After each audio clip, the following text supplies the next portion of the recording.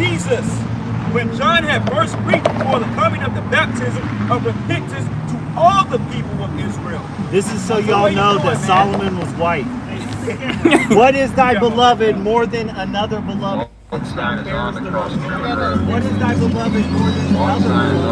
If thou what? My beloved is white and ruddy, the chiefest among 10,000. His head is the most fine gold. His locks are bushy and black as a raven. So wait a minute, bushy and black. So who got locks? White people? It's white and ruddy. What does that mean? Ruddy means my red. No, it means red. So white doesn't mean white? I said ruddy. You guys are so dumb. Dumb guys. These guys are morons. All right, man. They'll go and twist every scripture. Real morons, but he married the black bitch in his kingdom. You know what Solomon did? He married a black woman. Back up out my face. He married a black woman. This is the book of Song of Solomon. Chapter 1:5. It says, I am black. I am black. But comely. All ye daughters in Jerusalem. You know who he's talking about? The Shunammite. As the woman. of Solomon. You guys are fools. These guys are fools. Said, I'm black. You don't even know this. They're so dumb. So white basically means white, but black don't. No, you're right. I agree with you. Listen, it says, let him kiss me. Move, bro. Move, man. Let him get out the way, bro. Hey, my man. Why don't you have any respect, man? Wait, stop. Shemai. Hey, with all due respect, all jokes aside, look, man, we're really trying to.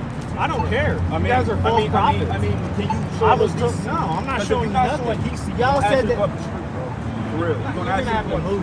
I ain't gonna move you unless you put your hands on. I ain't gonna touch you. Put your hands on I'm just gonna tell them the truth. All right. Hey, Shalom Akim, Shalom. First thing and foremost, I want to give all praises and glory and honor that's due to Yahweh, by Hashem Yahweh Shai, by Hashem Kakadash. Double honors to the apostles and elders of Great Millstone. Blessings and salutations to the hopeful elect, noise in the gospel, brought lifting up the standard of Yahweh, by Hashem Yahweh Shai, wherever it may be. It's time to put this Shunammite argument to bed once and for all, man. And this show you how this is all spiritual, because brothers have been dealing with this all week. And this guy, he may have been sent by Vocab, because when you think about it, he speaks the same way Vocab is speaking, but he's more aggressive. So we thought him to be an agent, because he came up before we started camp. And I think he drove past us like about a couple of months ago and accused us of saying something to him, but we never even mentioned anything about this guy. So this is the first time we've actually had a dialect with him, which me personally, I believe he was an agent, because it felt like he was trying to provoke us. So it was a lot of confusion going on, him hopping in front of the camera and, saying what he had to say, and, and us just keeping it spiritual. But he wanted us to really, he was asking to get his ass kicked, honestly speaking. And it almost went there, because he was getting a little close. So I'm like, bro, you need to bag up a little bit. It's like, calm the fuck down. But regardless of all that, the fact about it is, this whole Shulamite argument, and show how stupid these Christians really are, or really is because they don't understand.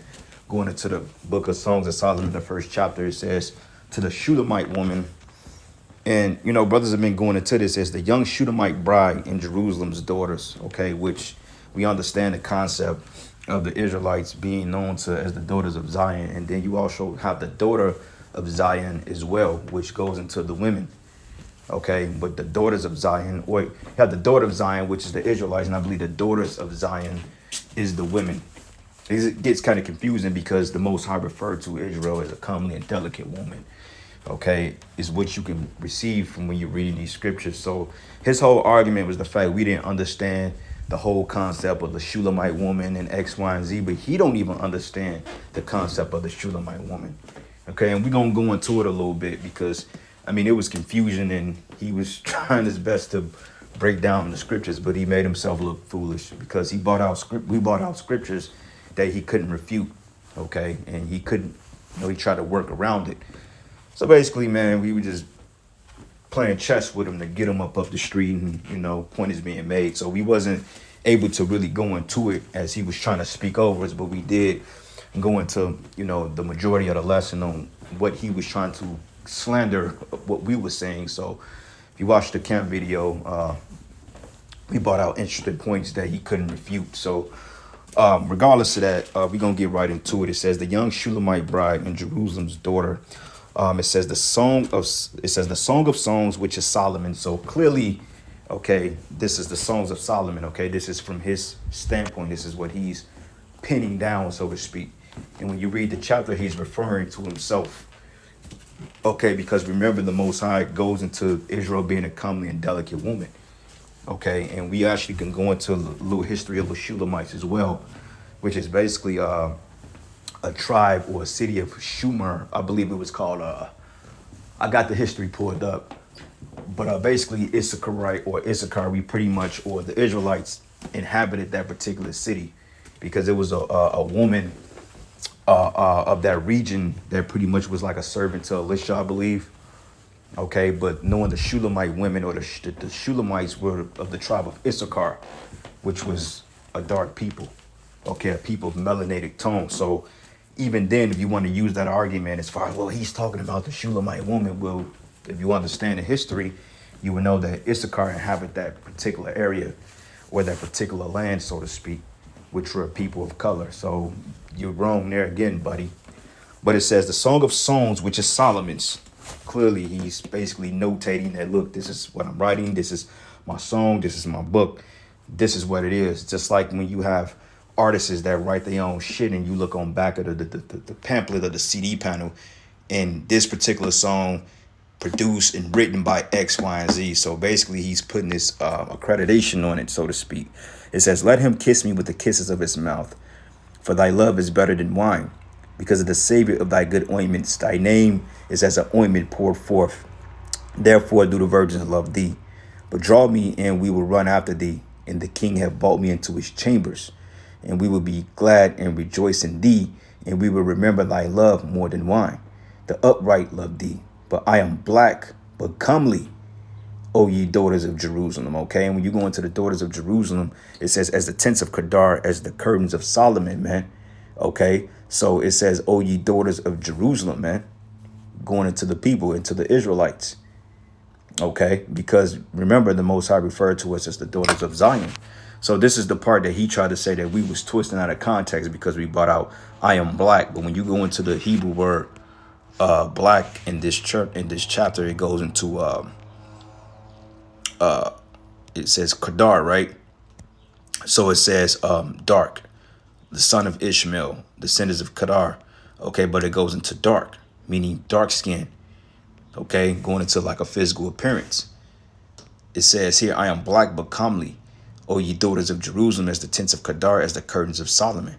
Okay, so right there, he tried to say that, oh, well, you guys are making this up. It says, look not upon me because I am black, because of the sun have looked upon me. My mother's children were angry with me, and they made me the keeper of the vineyards. But my own vineyard I have not kept. Now, when you go into prophecy, sake, and you look at like the whole concept of Israel coming under the captivity of the Edomites, basically, man, we served in the fields. Okay, we served in captivity. When you look at it from a parabolic stance of prophecy, and we know the history behind it, but when you look into prophecy wise in the prophetic scriptures, which Esau doesn't, or Vocab doesn't go into, so he sent his little goons up to try to cause confusion, to try to debunk us, but he didn't debunk shit. He just made himself look stupid because he couldn't refute anything we were bringing out. That's why he had to get the fuck up the street, because he had nothing else. And I'm sure he would probably come back, he'd probably come back more aggressive or with more bullshit. But hey, we ready for it because, hey, the scriptures say, hey, prove all things, man. And one thing about you Christians, you don't have any proof of your dogma. You're just speaking out of your emotion because you feel some kind of way because you're being confounded. Okay? But it says, I am black because the sun have looked upon me. Now, going to the word black, right? See here. Okay. So, goes into blackish. Okay. So you look up the word blackish. It's going to give me the TV show. Oh, wow. Yeah, we ain't talking about the TV show. We don't want to see all that, but blackish. Let's search where of course they're gonna give me a TV show, of course that. So we don't want the TV show. We don't care about that.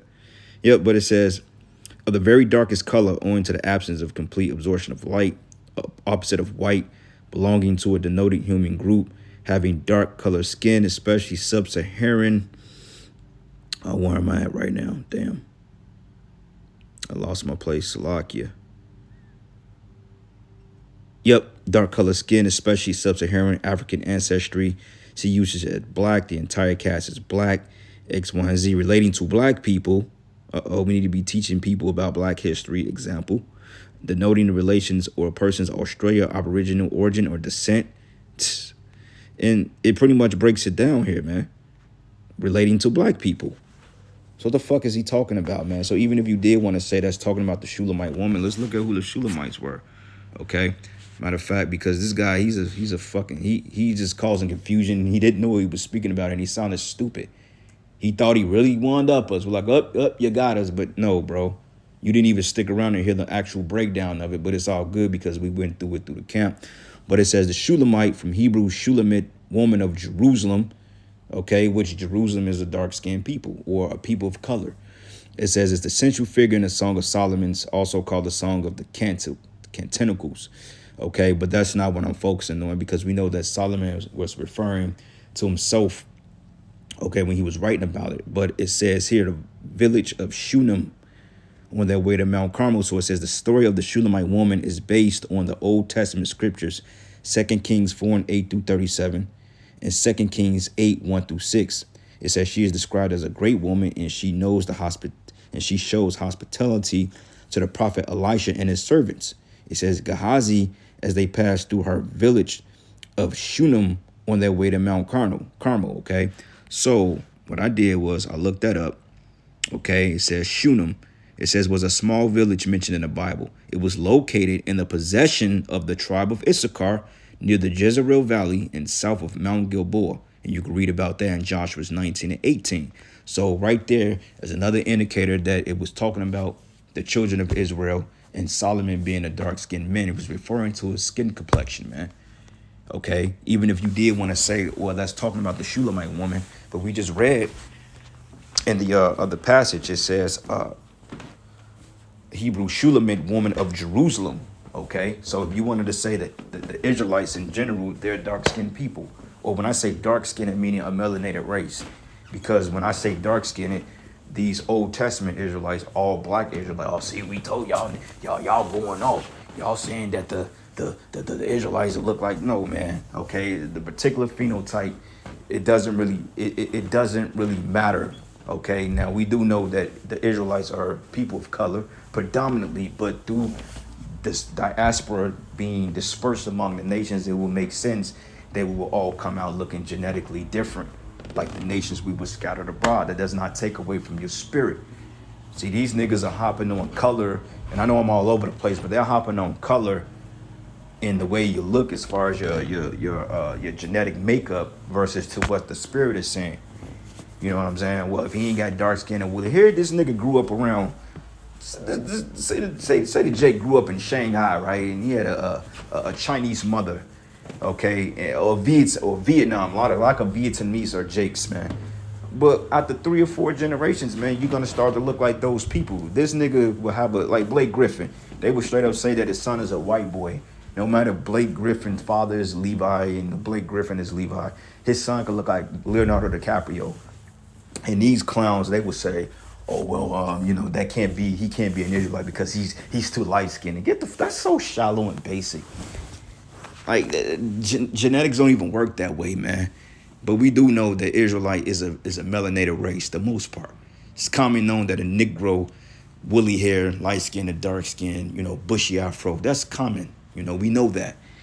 But in case of this argument's sake, this is talking about Solomon, man, okay, a man of color, which was an Israelite, okay, from the tribe of Judah, because, hey, wasn't David from the tribe of Judah? Okay, so that's what it's talking about. So he didn't give us really a chance to explain it, but at the same time, we wanted him to get the fuck down the street because, honestly, it was to the point that he was asking to get his ass kicked because he was just being too aggressive for nothing. He was too much in the camera.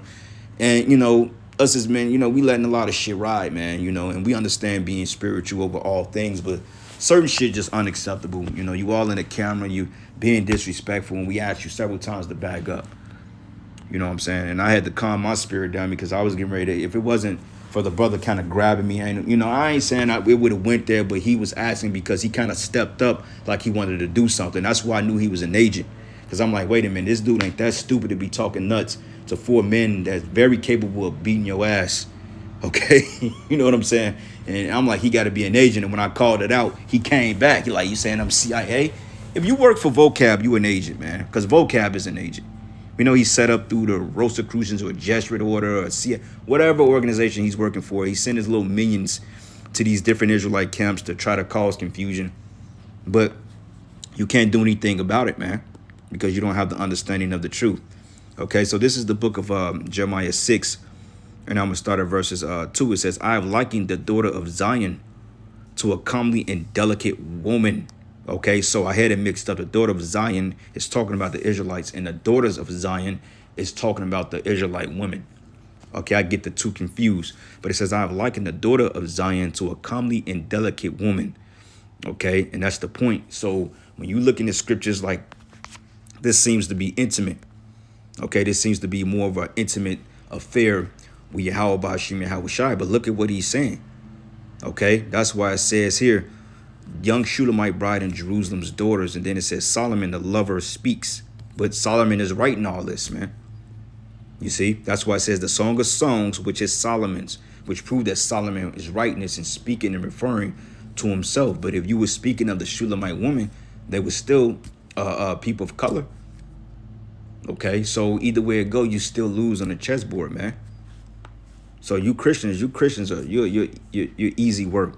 Okay, you're light and you're easy. And you can't stop this gospel. No matter how much you try, no matter how much you try to debunk this scripture, you cannot debunk it. There's no way Esau is going to be saved. There's no salvation for you Edomites. So Vocab, continue to send your little punk ass agents up, you know what I'm saying, until the Most High destroy each and every last one of you. You know what I'm saying? Because it's to the point you guys are comical now. We really didn't even take the guy serious, but he was more on the aggravating side of things. He was just aggravating, you know, like a gnat around us, just hoovering around us like, dude, find you some business. You know what I'm saying? And he really wasn't a threat, but he was just aggravating, you know, to the point you just really wanted to slap his ass, like, shut up, man. You know, but Vocab, we see you and ain't nothing you can do about it, bro. Okay, you could try to, and my thing is this, you got Christians of alphabet community shooting up schools and all this type of shit. Why don't you focus on them? Why you ain't focused on this alphabet agenda, you know? I thought you Christians supposed to be defenders of the gospel in that aspect. But here you are coming up against a group of men who you consider to be insignificant, okay, to be stupid, like the guy called it. He said we're a bunch of idiots and morons. So if you feel that way about us, why you waste your time coming up here and talking to us, man? Because clearly you the fucking idiot, right along with your agents you sitting up here. All you guys, you're just literally just, you have nothing going. Okay, and you guys are weak. Okay, you're emotional. You don't have any type of scripture or solidified evidence to stand on. And you guys are pathetic, man. This is why we say you Christians are the biggest fucking jokes. And you're the biggest joke in any religion. Like, honestly, any religion has an advantage over Christianity. That's how much of a joke you are. Okay, right along with your agents you setting up. So once again, if we're so insignificant, then why the hell do you come up even bothering with it? We just a bunch of talking about we're false prophets. Nah, nigga, you're the false prophet because you speaking things that ain't of the scriptures, and clearly what you say isn't coming to pass. Okay, and then when you looked at it, he was so confounded because everything we brought out, he said, oh yeah, you guys are right. Yeah, I believe you. I believe that. He said, and he admitted it. He said, yeah, okay, you can be the Israelites. Because they starting to know now. He even admitted it. He said, well, yeah, I believe that, but I'm still your neighbor. And then I had to go into, what is it, Leviticus, I think 19, to prove what a neighbor was talking about. Because, see, Christians get simple when you go to Matthew's, the 22nd chapter, and 30, I think it's 38, when it goes into love thy neighbor. And they don't realize that Yahweh Shai was quoting the law when he said that. You see, so a Christian to use that and make it seem like Yahweh Shai opened up this thing to everybody. Then he tried to use the example of the Samaritan woman. He got confounded there. You see what I'm saying? So he got points that he got tripped up on that he couldn't refute. So he's like, I agree with you. But then all of a sudden we're twisting it. How are we twisting it when we just breaking it down? You know, see, these guys, they try to go precept upon precept. They study our videos and they see how we teach it and how we go precept upon precept. And they try to mimic that and try to counter our points, but they can't counter it because it's no way around it. They don't understand it. Okay? Which shows you that they don't have the understanding of this truth because they're not of Yahweh Bashim Yahweh Shai. That's why he kept getting tripped up. He's like, I agree with you. I agree. I believe you guys. But I'm a neighbor too. No, this is just Esau crying for repentance because he sold his birthright. And that's what this all is about. Vocab know we're the people. He know we're the Israelites. He knows that we're the chosen people. He knows this. And his biggest argument is, why can't other heathens be saved or Esau? Bro, that's just what it is. You got to take that up with the Most High. Okay. Last precept here. Jeremiah 14 and 2. It says, Judah mourneth, and the gates thereof languish. They are blackened to the ground, and the city of Jerusalem is gone up. Okay. Now, they try to go here and say, oh, this isn't talking about skin complexion and X, Y, and Z. Well, when you think of the shades of the dirt, you have different shades of dirt. Okay. Different shades of ground. Of brown, so to speak. Like in the last segment, we broke down what Adam means of the dirt. Hebrew word Adama, which means of the dirt, of the earth. Okay, you have different types of shades of dirt. You got light brown, from light sandy brown to dark brown to damn near black. Okay, so you go into this word black as well. It goes into the same word kadar, to be dark, to darken, cause to mourn, to grow dark. Okay, now when you read this is no indicator stating that outside of complexion, because what context would it fit in if it isn't talking about color? Okay, it says, Judah mourneth, the gates thereof languish, they are blackened to the ground, and the city, and the cry of Jerusalem is gone up, man. So outside of color, what else can you use this in proper context? You can't. And we'll give it the significance of color because it goes into the ground. How can something be blackened to the ground? Well, you have to think of dirt or something of that aspect of it. So you guys are lightweight, man. You know, it's to the point you come up with that bullshit, man. We just gonna dismiss you, period, because you guys, man, you're causing more contention than what needs to be when we're just speaking the word. Just give it up, man. I mean, you know what? Don't even give up. Keep coming with your bullshit. But you're just gonna continue to get confounded. So I'm gonna end there, giving all praises and glory and honor that's due to Yahweh Bashim Yahweh Shai. And with that, shalom and the ball. Lord's will you edify. Shalom.